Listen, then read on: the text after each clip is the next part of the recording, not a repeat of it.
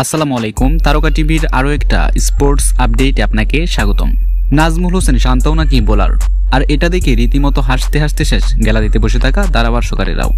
দলের প্রয়োজনে শান্ত কখনো বোলার, কখনো উইকেট কিপার, কখনো ওপেনিং ব্যাটসম্যান, কখনো মিডল অর্ডার ব্যাটসম্যান, এমন কোনো জায়গা নেই যেখানে শান্ত নেই।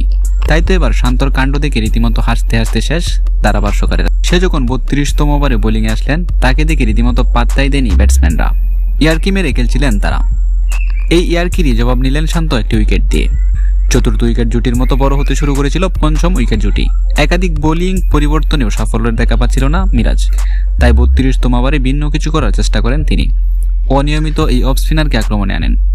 তাকে দেখে অবাক হয়েছে ব্যাটসম্যানও, মনে হয়েছে তাকে ফিটিয়ে তক্তা মানাবে। কিন্তু ওভারের চতুর্থ বলটি অফ স্টাম্পের বাইরে করেছিলেন শান্ত। খানিকটা এগিয়ে এসে উড়িয়ে মারতে চেয়েছিলেন লিয়ানাকে, টাইমিং না হওয়ায় সীমানার কাছে তানজিম সাকিবের হাতে ধরা পড়েন এই ব্যাটার। এটি শান্তর ওয়ানডে ক্যারিয়ারের দ্বিতীয় উইকেট। তবে শান্তর এমন কাণ্ড দেখে পরে হতবাক হয়ে যায় ধারাভাষ্যকারও।